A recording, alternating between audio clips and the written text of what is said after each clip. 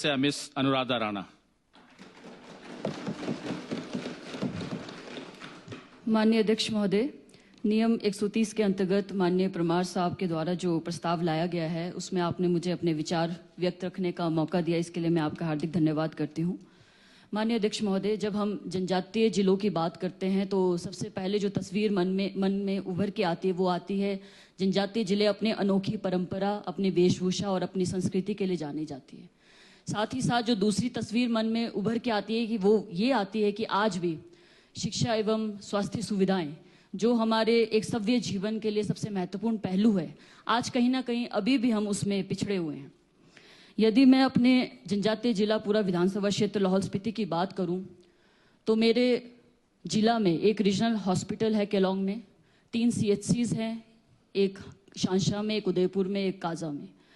और हम ये भी देखते हैं कि लाहौल स्पीति में हमारे एमओज और MBBS डॉक्टर्स आने की होड़ लगी रहती है। वहाँ पे डॉक्टर्स आना चाहते हैं क्योंकि उन्हें जो है स्पेशल जो PG के लिए जो है 10% के हिसाब से कोटा मिलता है पर ईयर के हिसाब से, मतलब अगर 3 साल सर्विस करते तो 30% कोटा जो है उन्हें ट्राइबल एरिया में सर्व करने का मिलता है और जो PG में उनके बहुत काम आता है। पर जैसे SRशिप की भी यहाँ बात है, जब वो PG के लिए या SRशिप के लिए जाते हैं और उसके बाद जो पोस्टिंग होती है, मेरा ये निवेदन विनम्र आग्रह रहेगा सदन के माध्यम से कि सरकार इस पर विचार अवश्य करे, क्योंकि ट्राइबल कोटे से वो SRशिप के लिए जा रहे हैं तो उनकी SRशिप का या उनकी PG का ट्राइबल एरियाज को भी फायदा पहुंचना बहुत आवश्यक है। ये मुझे लगता है कि नीति में बदलाव की आवश्यकता है कि जिस ट्राइबल क्षेत्र से वो फायदा लेके अपने SRशिप कर रहे हैं तो उनके SRशिप का फायदा सबसे पहले ट्राइबल एरिया को मिलना बहुत आवश्यक है। साथ ही साथ अभी भी सबसे बड़ी जो कमी हमें दिखती है वो विशेषज्ञ डॉक्टर्स की है। मैं माननीय मुख्यमंत्री महोदय जी का और माननीय स्वास्थ्य मंत्री महोदय जी का हार्दिक धन्यवाद करती हूँ कि अभी मेरे पास केलोंग में 4 स्पेशलिस्ट डॉक्टर्स उपलब्ध हैं और इतिहास में अभी सबसे ज़्यादा। इसके लिए मैं अपनी सरकार का और माननीय मुख्यमंत्री महोदय जी का और माननीय स्वास्थ्य मंत्री महोदय जी का हार्दिक आभार व्यक्त करती हूँ, जिसमें 2 सर्जन हैं, एक एनेस्थीजिया का डॉक्टर है और चौथा शिशु रोग विशेषज्ञ है। परंतु हम ये भी देखते हैं क्योंकि टनल के बाद जो है लाहौल की सुगमता बहुत आसान है, डॉक्टर्स वहां आना भी चाहते हैं। परंतु जब हम काजा की बात करते हैं, काजा अभी भी एक दुर्गम क्षेत्र है और 6 महीने जो है बिल्कुल हमारे हेडक्वार्टर केलोंग से भी ये हमारे अपने जिला से कट जाता है और सर्दियों में हमें बाय रामपुर शिमला होके जो 12 घंटे का सफर करते हुए काजा पहुंचना पड़ता है। तो काजा में, और हम सरकार का धन्यवाद करते हैं कि सरकार ने हमें 2 आदर्श स्वास्थ्य संस्थान नोटिफाई किए, उसकी अधिसूचना जारी की है, जिसमें केलोंग और काजा दोनों प्रमुख तौर पे शामिल हैं। परंतु काजा में अभी हमारे पास वर्तमान में कोई भी विशेषज्ञ नहीं है और क्योंकि बहुत डिफिकल्ट एरिया है और डॉक्टर्स यहाँ पे आना भी नहीं चाहते। काजा को तो स्पीति को इस तरीके से लिया जाता है कि कोई सियाचिन के ग्लेशियर्स पे जैसे ड्यूटी करनी है या कोई पाकिस्तान बॉर्डर पे भेजना है, कुछ इस तरह की मानसिकता अभी भी है। तो स्पीति के लिए हम देखते हैं कि सरकार भी विवश हो जाती है, किसी के अगर ऑर्डर भी होते हैं तो वो भी अपने नेतागणों को पकड़ लेते हैं, एडजस्टमेंट करवा देते हैं। तो एक स्ट्रिक्ट पॉलिसी बनाने की अत्यंत आवश्यकता है ट्राइबल और जनजातीय क्षेत्रों में, खासकर जब हम स्पीति जैसे दुर्गम क्षेत्र की बात करते हैं। साथ ही साथ मैं सरकार का और माननीय मुख्यमंत्री महोदय जी का और स्वास्थ्य मंत्री जी का धन्यवाद इसलिए भी करती हूँ, जो हमारे फील्ड के जितने भी सब सेंटर्स हैं या PHCs की अगर हम बात करते हैं, ज़्यादातर सेंटर्स में हमने देखा ताले लटके हुए थे, कई वर्षों से ताले लटके थे। चाहे वो CHOs की बात हो, हेल्थ वर्कर्स की बात हो या फीमेल हेल्थ वर्कर या मेल हेल्थ वर्कर, इनका एक तरह से डाइंग कैडर था, इनके कोई रिक्रूटमेंट नहीं हो रही थी। तो हमारे सभी संस्थानों में एक तरह से ताले लटके हुए थे और जब भी हम दूर दराज में गाँव में लोगों के बीच में जाते थे, हमेशा ये बात का सामना करना पड़ता था कि छोटी छोटी चीज़ों के लिए भी उन्हें कुल्लू जाना पड़ता है या केलोंग जाना पड़ता है, अगर छोटी सी हल्का सा जुकाम या खांसी बुखार भी क्यों ना हो जाए। इसके लिए हम सरकार का धन्यवाद करते हैं कि इसके लिए हमारे वहाँ इंटरव्यू हो चुके हैं और मेरा ये निवेदन रहेगा कि जल्द से जल्द इसका रिजल्ट यदि डिक्लेयर हो जाता है तो और भी ज़्यादा जल्दी जो है लोगों को इसमें मदद मिलेगी। साथ ही साथ मेरा ये निवेदन रहेगा कि जो भी डॉक्टर्स, खासकर एमओज, जिनका हम DOs के लिए माध्यम से सरकार से निवेदन करते हैं, जो विलिंगली अपनी इच्छा से ट्राइबल क्षेत्र में आना चाहते हैं, उन्हें बिना किसी रुकावट के मुझे लगता है कि ट्राइबल क्षेत्र में भेजना बहुत आवश्यक है। साथ ही साथ जब हम पूरे देश की बात करते हैं तो हम ये देखते हैं कि बड़ी बड़ी बातें हेल्थ और एजुकेशन सिस्टम पे होती है और किसी भी देश की या प्रदेश की जो पहचान है वो कितना आगे है, शायद ये सबसे बड़े फैक्टर है जब हम स्वास्थ्य और शिक्षा जैसी व्यवस्था से उसे पहचानते हैं। हम माननीय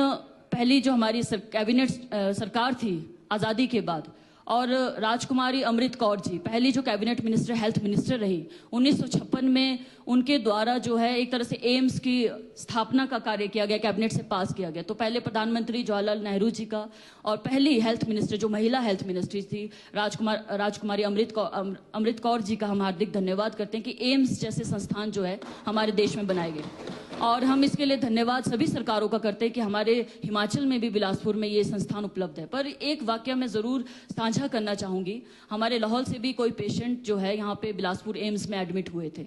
और वहाँ पे उनका ऑपरेशन जल्दी नहीं हो रहा था, हड्डी से रिलेटेड जो है उनका ऑपरेशन होना था, तो उनको डेट जो है काफ़ी डिले दी गई थी। जब मेरी बात इस संदर्भ में वहाँ के डायरेक्टर या उनके प्रिंसिपल से हुई तो उन्होंने ये बताया कि उनके पास जो बेड उपलब्ध है वो एक ही बेड है और दूसरा जो बेड जो वेल इक्विप्ड होना चाहिए वो खराब है। तो बड़ी मुझे हैरत हुई कि एम्स जैसे संस्थान में भी हमारी इस तरह की कमियां आ रही है। मेरा निवेदन है कि इस तरह के संस्थान में ऐसी कमियों को दूर किया जाना चाहिए। यदि एम्स में इस तरह की दुर्दशा होगी तो हमारे दूर दराज में जो हॉस्पिटल हैं या CHCs है उनकी कैसी हम कल्पना किया जा सकता है। दूसरा एक और चीज़ मैंने ये नोटिस की है कि हम अपने PHCs को जैसे अपग्रेड करते हैं CHCs में,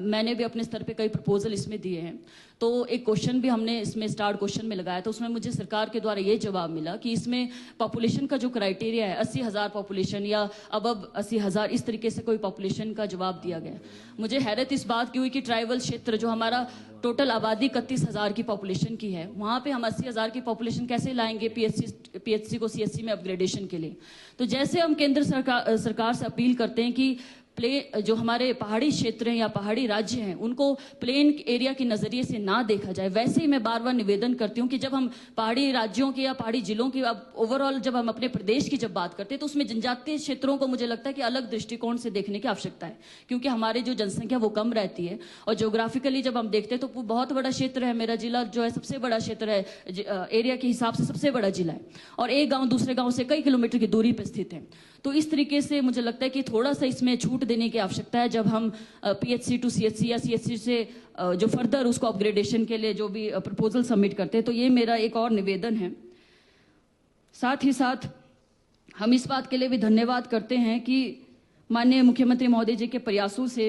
जो है हमारे आदर्श स्वास्थ्य संस्थानों में काफ़ी जो बेहतर जो है बदलाव हुआ है। और हम ये भी गुजारिश करते हैं क्योंकि हम देखते हैं कि कई वर्षों से अल्ट्रासाउंड तक की फैसिलिटी जो है हमारे हॉस्पिटल में नहीं थी। हमारे पास मशीनरी काफ़ी अच्छी उपलब्ध है पर रेडियोलॉजिस्ट ना होने के कारण जो है अल्ट्रासाउंड नहीं हो पा रहा था। तो इसमें हम सरकार का भी धन्यवाद करते हैं कि इसमें जो 6-6 महीने की जो ट्रेनिंग जो है डॉक्टर्स की हो रही थी उस वजह से हमारे जिला में भी अल्ट्रासाउंड शुरू हुआ। पर इसमें भी दिक्कत ये आ गई कि 2 महीने बाद ही वो डॉक्टर का SRशिप के लिए सिलेक्शन हो गया, तो अभी अल्ट्रासाउंड फिर से केलोंग में ठप पड़ा हुआ है। स्पीति में हालांकि ये सुखद है कि अभी अल्ट्रासाउंड वहाँ पे हो रहा है। तो मेरा ये गुजारिश रहेगा कि जनजातीय जिलों में परमानेंट एक रेडियोलॉजिस्ट की तैनाती होना अत्यंत आवश्यक है ताकि CT स्कैन या अल्ट्रासाउंड जैसी छोटी सी समस्याओं के लिए अन्य जिलों का रुख जो है हमारे लोगों को ना करना पड़े। ओवरऑल मुझे लगता है कि स्वास्थ्य संस्थानों को सुधारने के लिए सभी सरकारों का अपना अपना योगदान रहता है और चर्चा में इस तरह की चर्चा में आना और डिस्कशन में क्या कंक्लूजन निकलता है और किस तरह के सुझाव आते हैं उसमें अमली जामा पहनाने का सरकार जो है हमेशा प्रयास भी करती है। हमारा यही निवेदन रहेगा कि जनजातीय क्षेत्र और जनजातीय जिलों का विशेष तौर पे ध्यान रखा जाए, क्योंकि हम देखते हैं कि अभी तो हमारे पास सुगमता तो है, केलोंग के लिए सुगमता है कुल्लू या अदर डिस्ट्रिक्ट से, पर इस NHI के रोड ने एक बहुत बड़ी आपदा हमारे सामने खड़ी करके रखी है। हम धन्यवाद करते हैं पूर्व में कांग्रेस की सरकार या सभी सरकारों का कि जब टनल की सुविधा नहीं थी तो जितने भी हमारे पेशेंट लाहौल स्पीति जैसे एरिया में होते तो उनको चॉपर के थ्रू जो है अदर डिस्ट्रिक्ट में शिफ्ट किया जाता था। पर आज टनल बनने के बावजूद हम यही चाहते हैं कि अभी भी हमारे जो हॉस्पिटल वो सिर्फ रेफरल हॉस्पिटल ना बन के रहें, उनका एक अच्छा इलाज जो है लोगों को सुगम तौर से वहाँ पे मिले। बस यही निवेदन मेरा इस नियम में चर्चा करने का उद्देश्य यही रहेगा। ज़्यादा ना कहते हुए बस मैं इतना ही कहना चाहूँगी कि स्वास्थ्य संस्थान और शिक्षा व्यवस्था को सुधारने के लिए और बेहतर प्रयास जो है सरकार की तरफ से होने भी चाहिए और विपक्ष की तरफ से और बेहतर जो सुझाव आ सकते हैं वो आते भी हैं। तो मेरा ये निवेदन रहेगा कि विशेष तौर पे जो है जनजातीय जिलों का विशेष ध्यान रखा जाए ताकि जो ट्राइबल लोग अभी भी इस दृष्टिकोण या इसी मानसिकता में ना रहें कि हम ट्राइबल्स हैं, हमारे पास शिक्षा या स्वास्थ्य व्यवस्था कभी भी सुधर नहीं सकती। ये परिप्रेक्ष्य जो है बदलना बहुत आवश्यक है ताकि हमारे लोग भी ये महसूस करें कि जनजातीय जिलों में भी जो है एक से बढ़कर एक बेहतर सुविधा चाहे स्वास्थ्य चाहे शिक्षा व्यवस्था की वो हो सकती है। आपने मुझे समय दिया इसके लिए माननीय स्पीकर महोदय बहुत बहुत धन्यवाद।